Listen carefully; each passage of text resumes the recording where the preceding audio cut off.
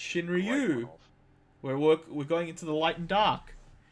Shinryu, 5 costs, special forward 9k. When Shinryu enters the field, it deals 10k damage to all forwards of 3, 6, and 9 opponent control. At the beginning of your main phase 1, during each of your turns, reveal the top card of your opponent's deck. If it's a forward, all forwards they control lose 7k power until end of turn. If it's not a forward, you draw 2 cards. Why? This card just screams. It's so meta dependent. So, Yes. hear me out on this one, right? I would run this as an anti-primal card. Because if you think about it, every single good primal, but with the exception of maybe 2 or 3, is either a 6 cost or a 9 cost. Yes. Yep. Because Susano is 6 cost, Garuda's also, 6 if cost. you don't happen to enjoy Samurai doing their thing, this is really funny. Yeah, this comes down, kills all the good Samurai cards except for Hien and maybe Magissa if they're still running it. Yeah. I think this it pretty much kills all the Samurai cards. Like, that's it. Yeah. My only gripe is I don't like toolbox light cards. That's the only gripe. This is a card that would have been a sideboard 100% in every deck if we had sideboards. Oh yeah. Yeah. But there is one thing I don't like about it. It's that second ability. Because half the time it's just going to be a case of, oh, I'm going to be playing against someone else who played a Shinryu to deal with my board. I'm going to flip a forward, it's going to do absolutely nothing. They're going to flip a non-forward, draw 2 and win the game. Yeah. Well, I don't like that this card can just win you the game on a coin flip. No, I agree. That's most. At the same time, though, that's most draw steps. You can win off of a draw step, you can lose off of a draw step. The fact that this card gives you an extra draw step half the time is the filthy bit. Yeah, which is part of where I'm coming from. It's like, oh no, I have a 50-50 chance to just get an extra draw step. Well, it's not 50-50, and that goes back to what you were saying, SquashedPeas. It's meta dependent. If you're in a meta that it's high forwards, it's going to be about 20% to draw 2 cards. Where if we're starting to see a lot more because I think most decks run 26 to 30 forwards. Is that correct? I'm trying to think now. 20 to 25. Part, unless you're like Dogar Sophie. By the way, run this in Dogar Sophie. Yeah. But there are times when it's just gonna there are times when it's just gonna outright win you the game, and other times where it'll just outright lose you the game. Yeah, and if you've suddenly revealed, I was just gonna say, I do quite like the value of the information that you get off the top of your opponent's deck, no matter what happens, because then you can sort of recalibrate your attack step if you need be. Yeah, I was gonna say you can EX Burst Scout. You can EX Burst Scout a bit, which is good. Yeah. Plus, its opponent's deck, I can't read. Yeah. Plus, I wouldn't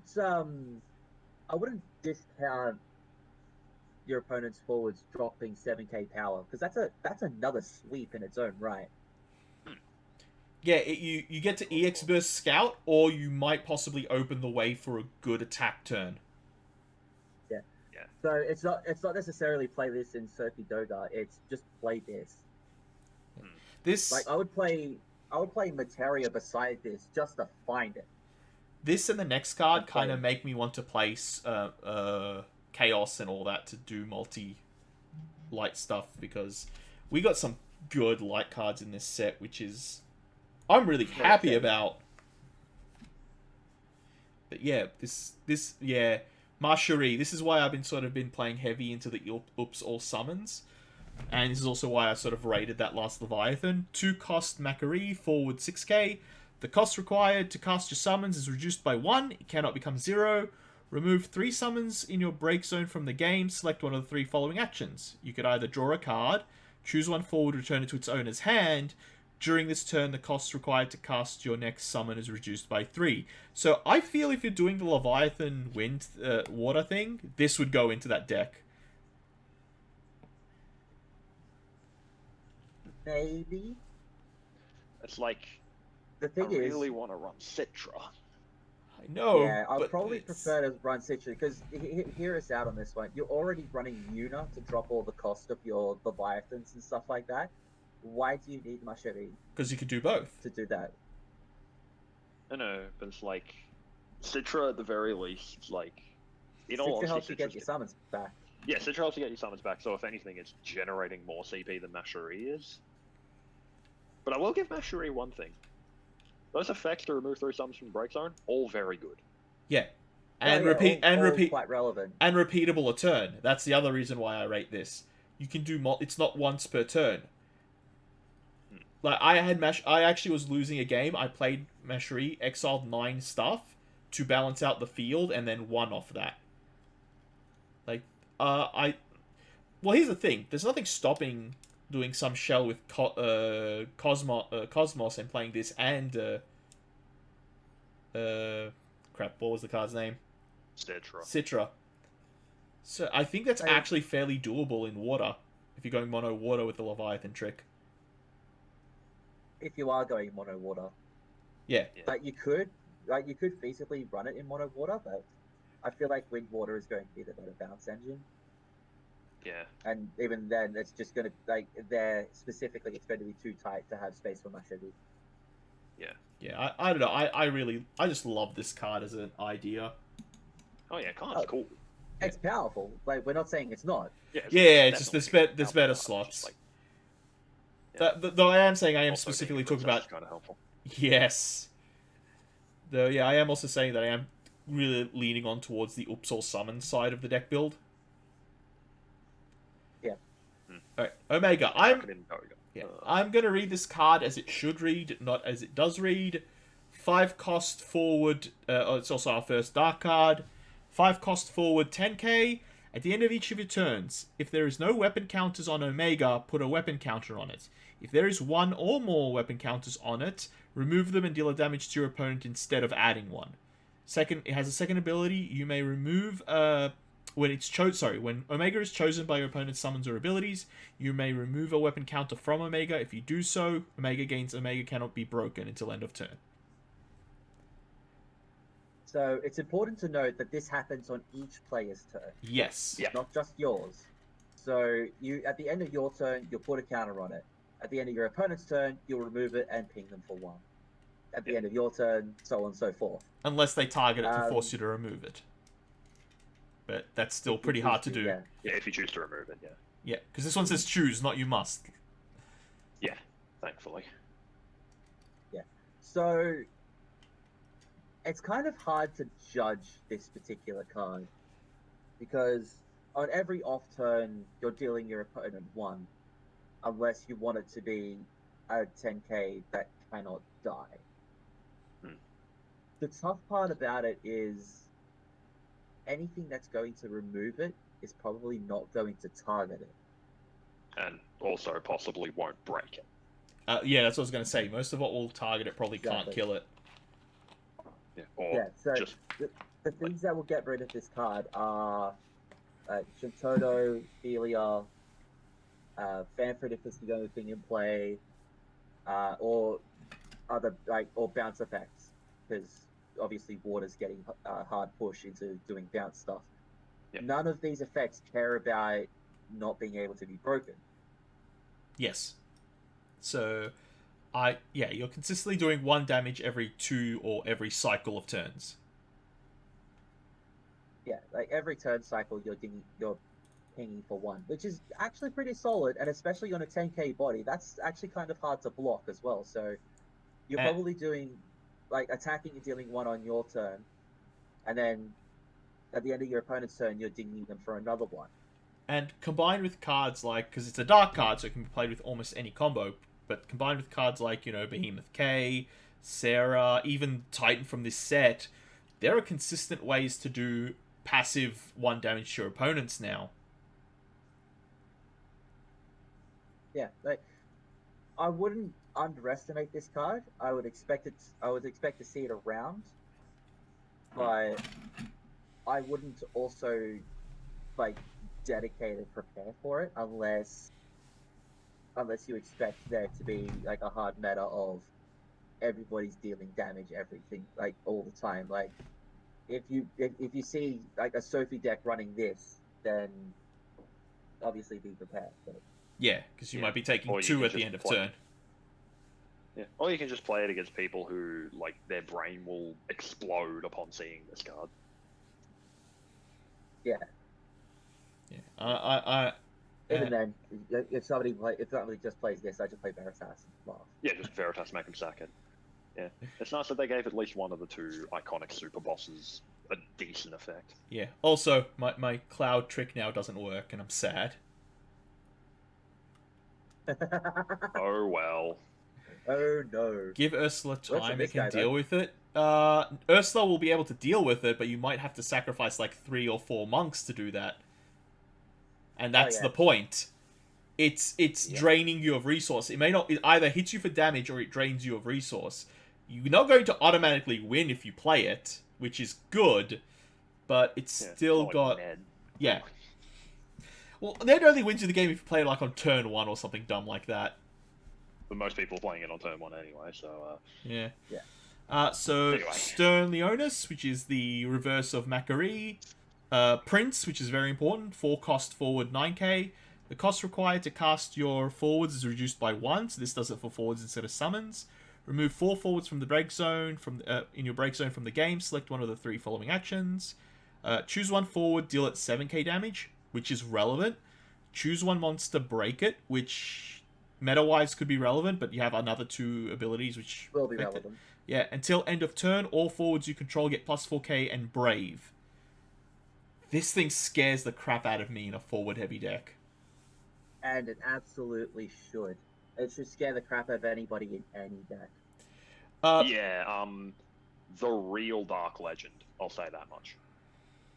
Yeah, like, making your forwards cost 1 less. Not just like, oh, it's only this element. It's indiscriminately reducing the cost of the cards that you generally use to win the game with. Yeah.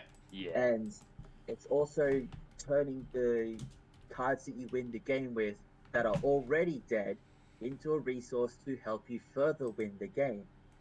Mm-hmm. And this card is downright scary, and again, it's got the correct job, it's got the correct power. Yeah, this is a really good one. I love this. I love both. I love both this. Actually, all the dark and light in this set have been very consistently good. Yeah, and also one thing to note: in Dragoons, I was originally running Kadaj and Glauca. Now I'm running this and the new Dragoon. Yeah. But you probably still run Glauca though, because that's a 2-cost reduction on your Dragoons. Yeah, I mean, I was thinking about it. Yeah. Space. You play this, you got a 1-cost reduction on your Glauca, play the Glauca, then you got a 2-cost reduction on all the Dragoons going forwards. Yeah, it's like, cool, I'll pay this 1-cost Dragoon, reveal 4, break. And yeah, and also, being able to give 4k and Brave, that's really relevant. And I'm glad that, like, the effects, while they are good, they're not as, like, good as Mashari's effects are. Because if Stern Leonis had effects that were on par with Mashari, he would be one of the best cards in the game. Yeah. But yeah, that's the thing. Omega actually, what you were saying to Immortal God in chat. Yeah, that's the thing with Omega. It's not a cost that is remove the weapon counter. Yeah, because I believe it's chosen. Then on resolution, you decide whether or not. It's a trigger. Yeah. Yes. Yeah. So yeah, it actually does more against Monk than people think. Again, it doesn't stop the deck or win, but you do have to pay a lot of resources to try and do it. Okay, we're moving into the hybrids, which there's actually not many in this set, which I found kind of surprising. So we got 2-cost Arden forward, Fire Earth, 7k. When Arden enters the field, select one of the 2 following actions. Until end of turn, all forwards you control get plus 1k in first strike. Choose 1 forward until end of turn, it gets plus 3 power and Brave. I like this, I just don't know if there's a home for it. So... It kind of is, but there kind of isn't. Like, yeah. You can run this in any deck that runs Fenrir and get a snipe combat trick. Yeah, but at the same time, when it comes to the whole Fenrir tricks, the Opus 12 Shantoto never saw any play, so I feel like this will suffer the same fate, unfortunately. Yes, that's exactly what I'm why the feeling. Opus 12 Shantoto never saw any play was because you were always running the backup Shantoto. This doesn't name clash with anything in the deck. I don't know. I know some people do run the 7 cost art, which may be a bit of an issue for this guy. Yeah, I as much as I think. Yeah, also, yeah, I think it's gonna. Sorry, fire? go on. Like, Arden has nothing to do with fire, least of all in Opera Omnia. So why is he fire? They couldn't think of anything else to give him. Understandable. Have a nice day. I was gonna say, yeah, maybe they just had a fire earth slot and like, who do we put in there? Arden. All right. Yeah, understandable. Well, we can't put Cloud in there. We're getting him already. Yeah. Common Cloud. Let's go. But yeah, I don't think it's going to be forgotten because of the clash, but I do think this is going to be forgotten, which I really hate because giving everything 1k first strike is relevant. And speaking of, I would be surprised if it was forgotten, but I wouldn't be surprised either. Like, all I'm gonna say is don't count it out. Actually, Golbez. Oh no, it doesn't even work with the Golbez because it's CTB. Damn it, yeah, nah, I'm sad now. Speaking of good 2 costs, 2 cost Tifa, Fire Earth 5k forward. When Tifa enters the field, you may search for 1 card named Cloud and add it to your hand. When a forward other than Tifa you control attacks, it gets 1k power until end of turn. Damage 6, when Tifa enters the field, you may play 1 category 7 character from your hand onto the field. I am actually going to refrain from rating this card purely because the Opus 15 starter deck hasn't come out yet, and this card will entirely be dependent on how good that starter deck is. Yeah, the Shinra versus Avalanche. Yeah, I'm withholding all opinions of this card and the next one until we get that starter deck. Yeah, it'll come down to the category if category 7 becomes a thing again. But that last ability is amazing, but damage 6 is very dangerous. Though that being said, Althea is done in a similar system, and that's seeing a bit of play. So I think this might be. Aranea sees play because she also has a very good damage 3 effect. Sorry, that's right. It's damage 3. Damage 6 is the haste and. Yeah, damage 6 is the haste. Because it's like, when it comes to damage 6 effects, Aranea, Golbez, etc., these are effects that just point-blank win you the game if they resolve. And Tifa is no different. But also the big issues, I think most, or either 50% or most of the other ones of that actually have EX burst on it as well. Yeah. Which this doesn't, which is a good thing, I think, but yeah, so... if this was EX burst Search a Cloud, it'd be broken. Yes. Oh, it'd be dumb. Yeah. And then we would absolutely start rating the card and tell you exactly how dumb it is. The only thing that's going to be dumb about this card at its current release is that this is the pre-release promo and full art, and every single waifu hunter on the planet is going to be looking for it and paying thousands of dollars for it. I got my 4 on the shelf next to me. 1 spare. Yeah. I have my 3, thank goodness. I don't have any, and I don't plan on getting any. Yeah. That's okay. Barret, 4 cost Earth Fire, forward 9k. If Barret is dealt damage less than his power, the damage becomes 0 instead. The job Avalanche operative forwards other than Barret you control get haste. Again, this is going to be very dependent on the dual deck. Discard 1 card, choose 1 job Avalanche operative other than card named Barret in your break zone, add it to your hand. You can only use this ability once per turn. Yeah, this is going to be very dependent on Avalanche operatives, which we're getting in the next set. With that being said, we know what the Jessie does, and that Jessie does work very well with haste. I don't know what the Jessie does. I cannot recall what the Jessie does, but... it's when a forward forms a party and attacks, you either search for a cloud or play a cloud. Okay, that's not bad. Yeah. But the problem is, it's a Jessie, so it's like... Yeah. Why are you the same name as our card the searcher? Searcher and the cost reducer. It's like, Jesse, you're not a tutor. Throws it in the bin. But no, it's just one of those cards you've kind of got to think about later on when other cards come out, because you can't rate this now, because the only Avalanche operatives that exist in the game at this point in time are all backups. Baron. But that being the Tifa we just talked about. But that being said, a 4 cost 9k that doesn't take damage under its power is actually still just on paper pretty good. Like that's great stat stick. Yeah. Yeah, but we've already got one of those, and its name is Ishtola. Yeah. And Dark Elf. Is already 2/3 of this card. And Dark Elf. A Dark Elf is 9k and more. More, yeah. Yeah. It's kind of entertaining. But no, we'll wait to see what happens. And also, thankfully, this is the box topper for Opus 14, so thankfully they made the two FF7 full arts in the set that aren't Cloud somewhat easier to get. Much easier to access than trying to open 200 boxes to try and get your playset of full art Clouds. Yeah.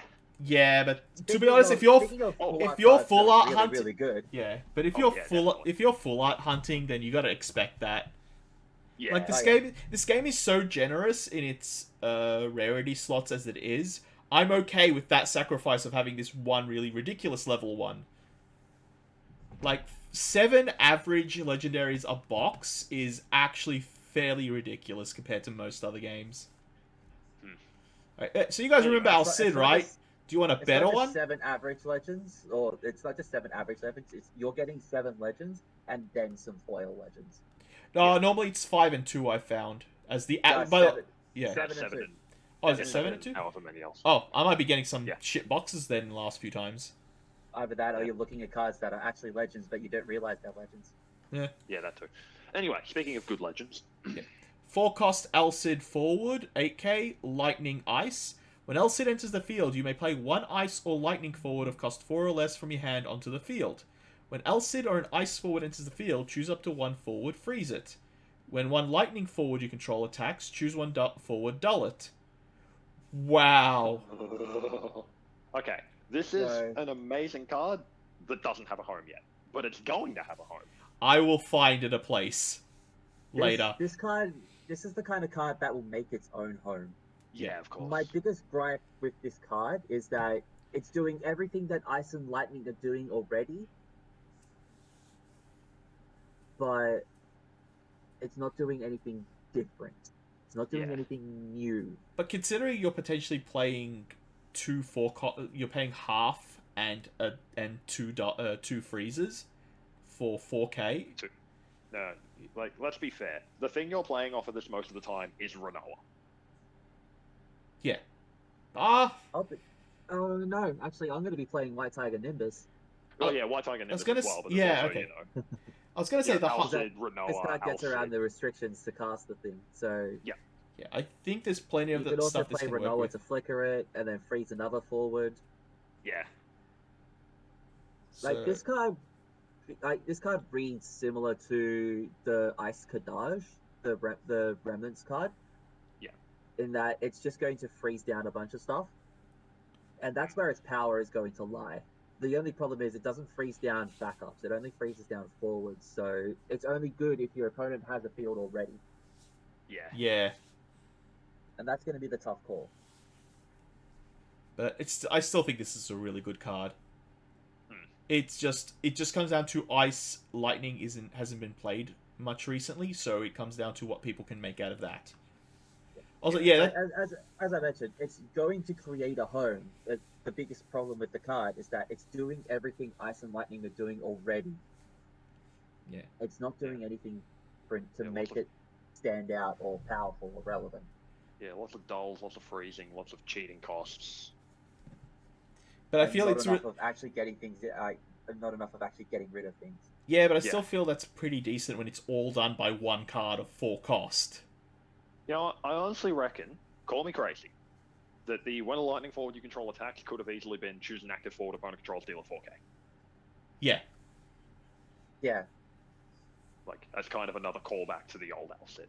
No, I that could have been really good and probably good synergy. And yeah, Kana, I don't know if they've done it for the latest set, but I do like that in last set.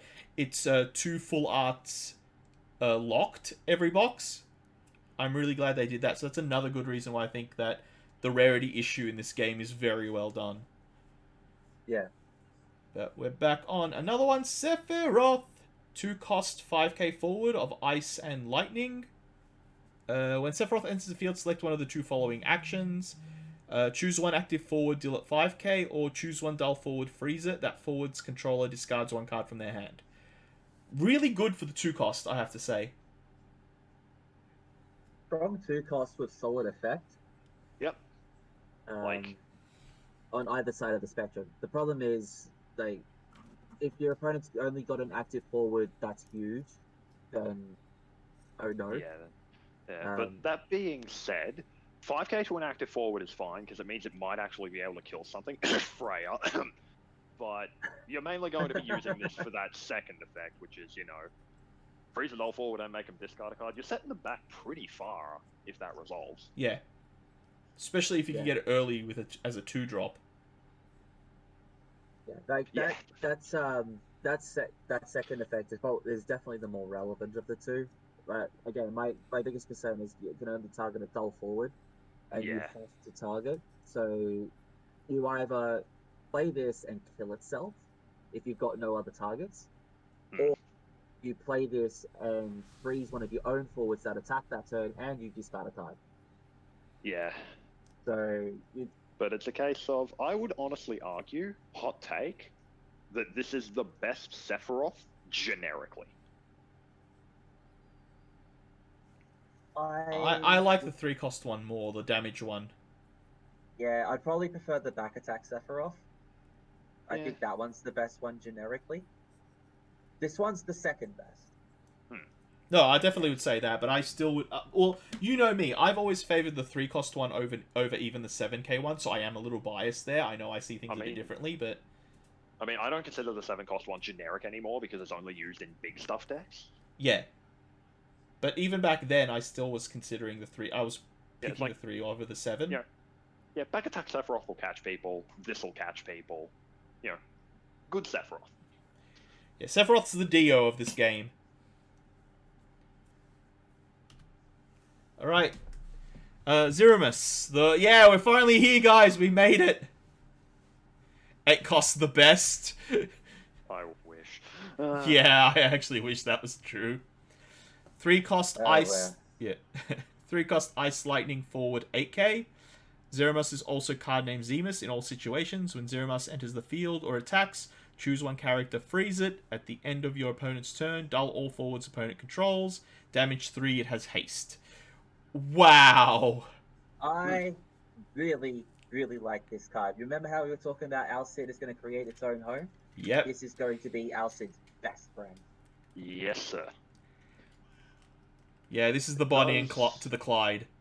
Yeah, it does a lot. It doesn't just do a lot. It's also basically saying to your opponent, if you're not attacking me, I am attacking you and you're dying. Yes. Yeah. On top of that as well, I actually like this in combination with Barthandelus. Oh, yeah. To go, nothing of yours is active today. Yep. It's just, dull your forwards, dull freeze all your backups. And it says choose one character freeze it, so you can do their backups if they don't have a forward. So keep their backups frozen if you need to. Yeah. Now this thing actually scares me, I'll be honest. This is it's hilariously powerful, and the fact that it's a 3-cost as well, which means you can actually play this off of the old Alcid if you wanted to. Yeah. Yeah, but this card is so good. It's honestly super monkey brain. You could probably just drop this, keep attacking, and you'll probably end up winning a game somehow. And you don't care about the Zemus clash. That doesn't matter. Card name Zemus, that has not been relevant since Opus 5. And even then, that if it was relevant. Yeah. Some people played Zemus and then they stopped playing Zemus when they realized that it wasn't good. Oh no, you can't play the backups Opus 2 Zemus. That makes things unblockable for a turn. Oh no, I can't no Zemus you and Ice Lightning. Oh no. The humanity. Oh no, set 12's backup one that brings me 2 cards back.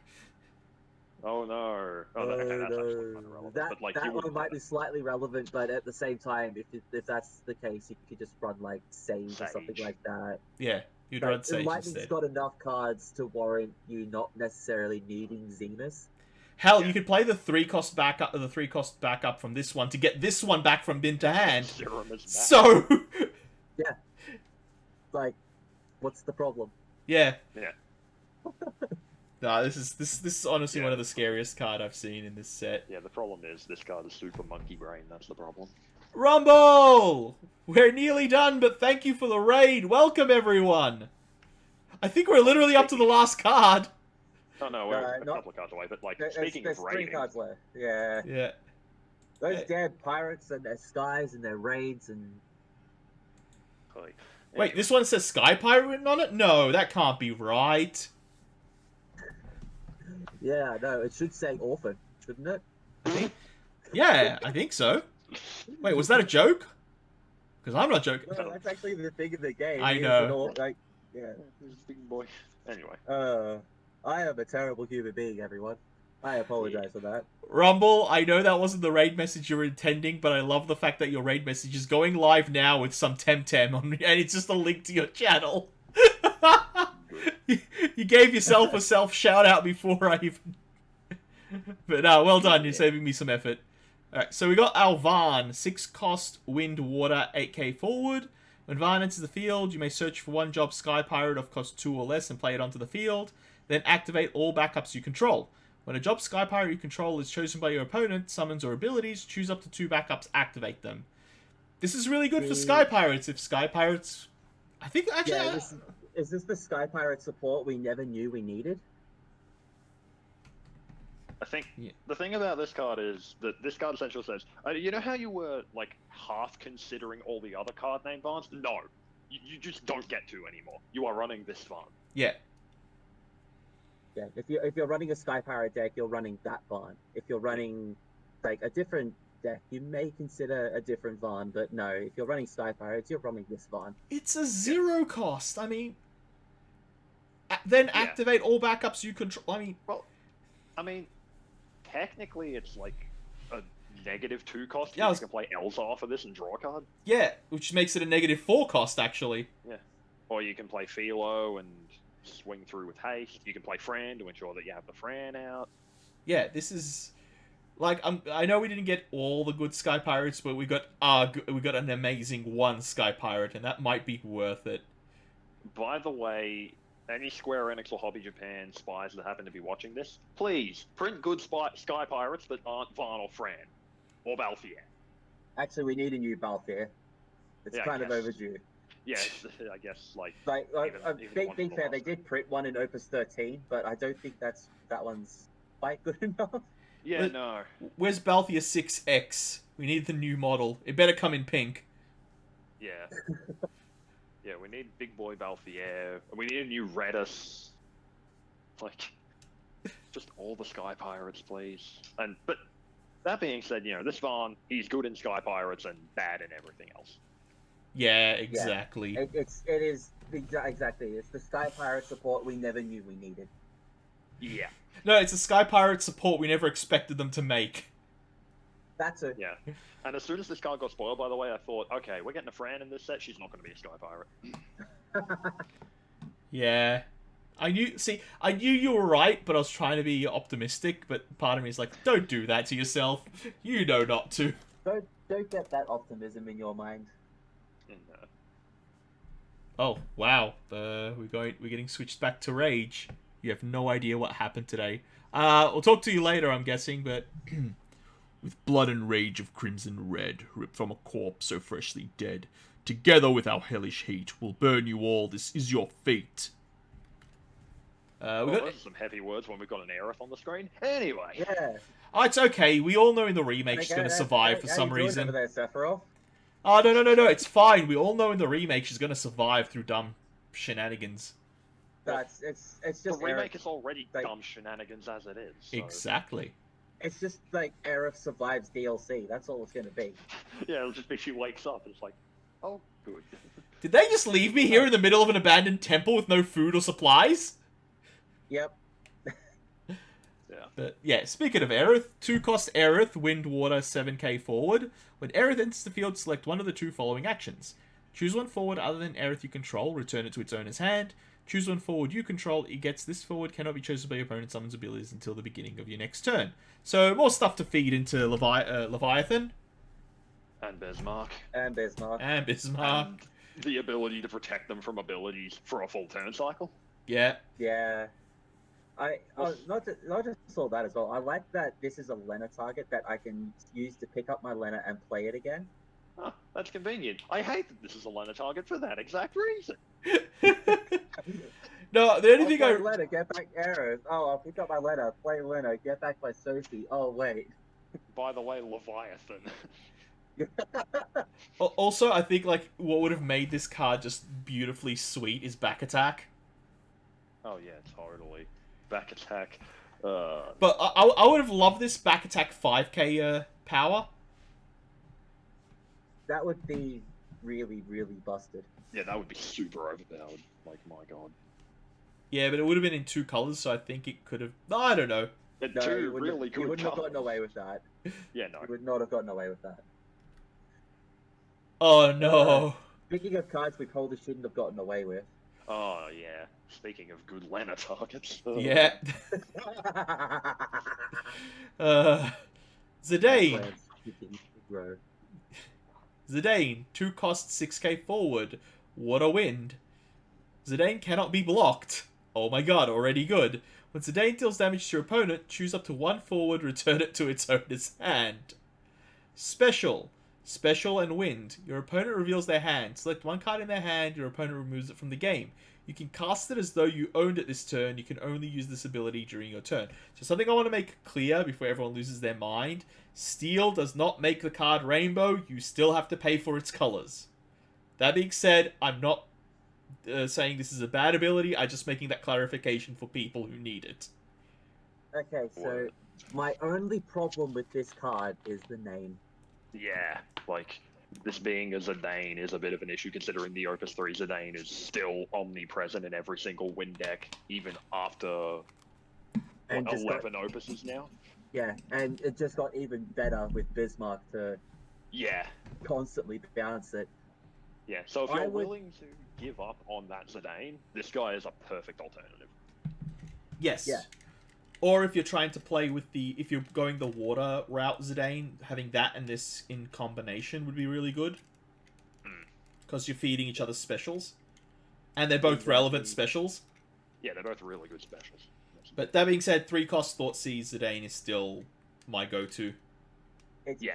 Like, that's my biggest problem with this card. It's just there's so many powerful and like bonkers good Zidanes in wind and water that you're just like you would literally have to build a brand new deck just to make this Zidane the one you want, and even then you would still want the 3 cost wind Zidane that Thoughtseizes. Yeah. It's so depressing because I love this card to pieces and I absolutely want to play it, but I just know that the wind one is better. No, that's a fair point, Canna. So if you play a card off this Zidane, you remove it from the exile and put it onto the field. Once it's on the field, it's treated as a normal character, so if it would die, it would go to its owner's break zone. But that being said, being able to exile something from your opponent's hand that you just don't want to see on the field on their side at all is not a bad thing, even if you don't cast it or can't cast it. Yeah, totally. Yeah. I'm even tempted to just play this Zidane in tandem with the other Zidane. Yeah. Just like even like run 2 and 2 or something like that. Just because like this Zidane is so damn good. Yeah. That it's so close to just being that one card where you're just like, I'm going to actually play this card over this other card, even though this other card is downright busted. Yeah. Well, here's the other thing: if you're bouncing that other Zidane, it makes it feasible to play this one if you need it. Yeah. Yeah. It does depend on how much you want to rip your opponent's hand apart. And yeah. I personally quite like ripping my opponent's hand apart. Yeah. I feel like when it comes to both of the Zidanes, it's probably worth because one's better with Bismarck and the other's better with Leviathan. Yeah. So and you can sort of combine them in tandem when you're building a wind-water deck because that's going to happen. And again, if you're using Bismarck, you can bounce this one to play the other one or the other one to play this one. Them being on the field doesn't hurt when you're able to put them back in your hand. Yeah, and again, this being a Lena target is a big plus. Though I will say, I don't think this is as effective with Leviathan. Wait, Leviathan's not once per turn. It's Bismarck that's once per turn. Yeah, it's Bismarck that's once per turn. That's once per turn. Leviathan is like this with Leviathan is just going to make people cry. Yeah. I'll bounce that forward. I'll kill that one. Rinse, repeat. Yeah. Ad infinitum.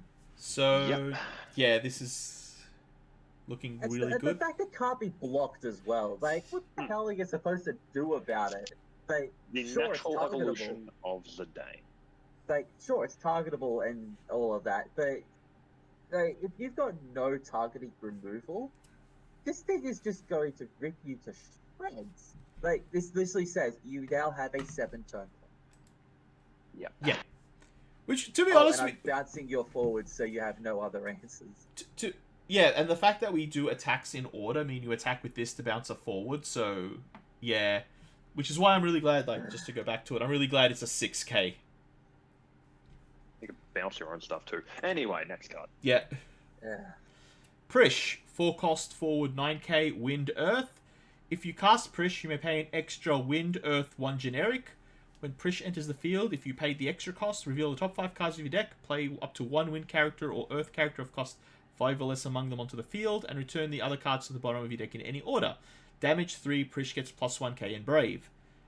I kind of already like this as a 10k Brave, but I don't know if it's the best Prish. As a stat stick, it's a good Prish, but there's just so much more I wanted this card to be. Yeah. I feel like this card could have come out 2 Opuses ago with all the other Earthwind stuff, and no one would have cared. Yeah. I would have preferred it if it came out 2 Opuses ago, because then I would actually use it.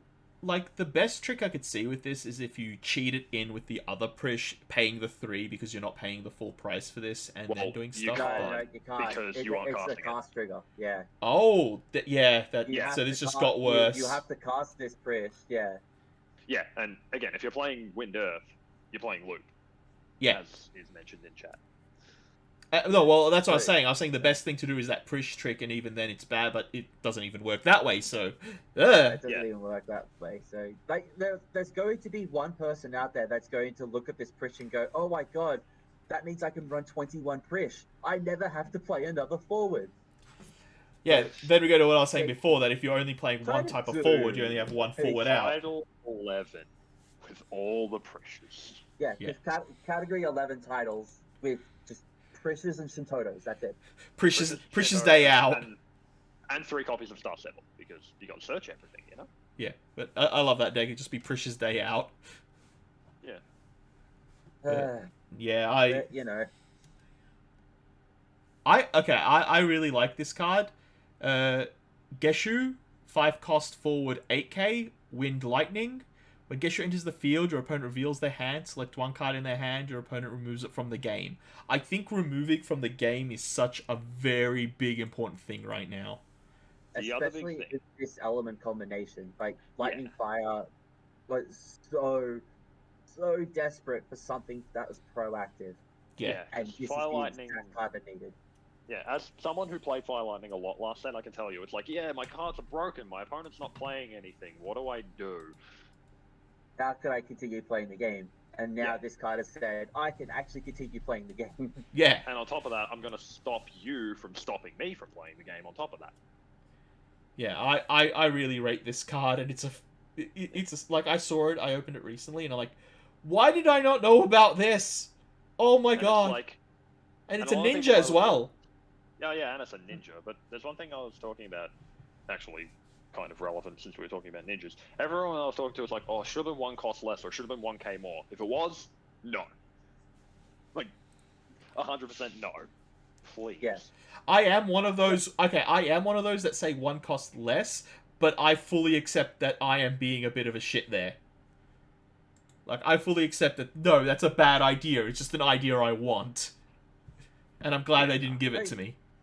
Yeah, like, this card is just, like, it's not just the fact that it's taking an answer out of your opponent's hand.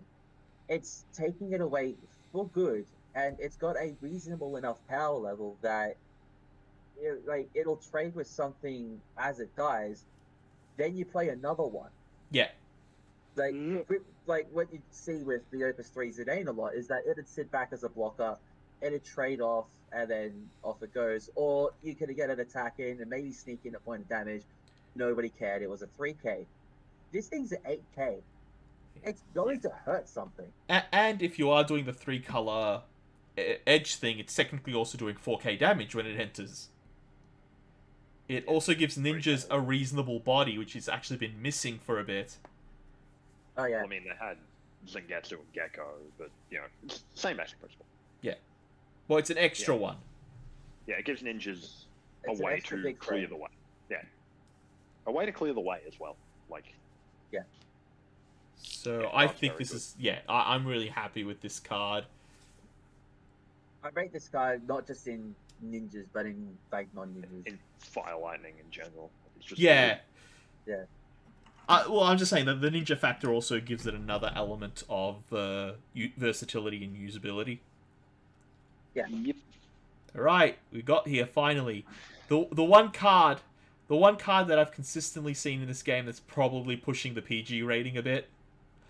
So we've got ourselves Cloud of Darkness, 4-cost forward 8k, water ice. During this turn, if your opponent has discarded a card from their hand due to the summon or ability, the cost required to cast Cloud of Darkness is reduced by 2. The fact that it doesn't say cannot be 0 means if you've made them discard 2 cards, this is a 0 cost. During this turn, if you have drawn 3 or more cards, the cost required to cast Cloud of Darkness is reduced by 2. That counts your starting hand. When Cloud of Darkness enters the field, choose one character, dull and freeze it. Oh. So this is basically and it's very easy to do in this element combination as well. It's a 0 cost 8k. That dulls and freezes something. Yeah. It's I will make an important note. It doesn't matter how many cards your opponent discards, as long as they have discarded. At least once, Yeah. You can do this in any element combination as well. That's not wind or ice. Water or ice. Wind can play this card. Mono Wind can play this card with Zidane and Mune. Yep. Yeah, so if you just draw enough and discard enough, it's this is a good card. As long as they've discarded one card and you've drawn one extra card, you can play this for free. Yeah, and even if you decide to play this in water ice, you can just go, cool, here's Nicole, here's Ultimecia. Yeah. So and then here's my 0 cost AK that's just locked down that backup. Yeah. Card's fine.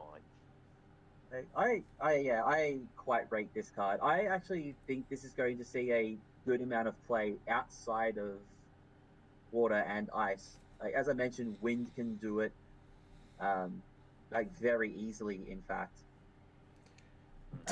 technically, earth can if you've got the even with just the Tyro Shantotto in case you need to pay for it if it's 2 less. Yeah. But this card is really good. Yeah. I've been very happy with this set consistently. And that's the end. And there we have it. Ugh. So, just quickly before we wrap up, we'll go starting with SquashedPeas. What do you think of the set so far? I think the set's good. It's not... there are some very good cards, but it's not as, blatantly overpowered as last set was. Yeah, I would rate this. I'm actually excited to see what people come up with. What about you, Red Baron? I am actually quite intrigued by this set. There's so much stuff that's going on that can make things interesting or different. The primals will definitely see a lot of play, and they will be not as game-changing as they were in chapters, but still very game-changing. Like, they will warp the game around themselves for at least this opus and maybe the next one. I've always found that the meta gets shaken up on some level each set, but this is probably one of the biggest shifts we're probably going to see since a long time. Yeah, the thing that I think is going to happen is this set won't create as many new decks as what the previous set did. but what it will do is reinforce those old decks while creating one or two new powerhouses like Wind Water. Wind Water will come back. Ice Lightning will be the premier aggro deck, perhaps.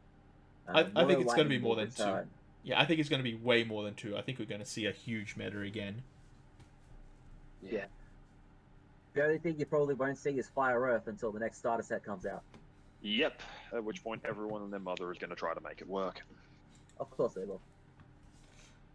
But yeah, I'm really happy, and I think this set really complements the last one in terms of the power level. Like you were saying, it doesn't feel as busted as the last one, but it's fairly up there. It's fairly significant. It's doing powerful stuff as it should, but it's making people want to continue investing in the product. Yes. Yeah. But anyway, I think that is all for us.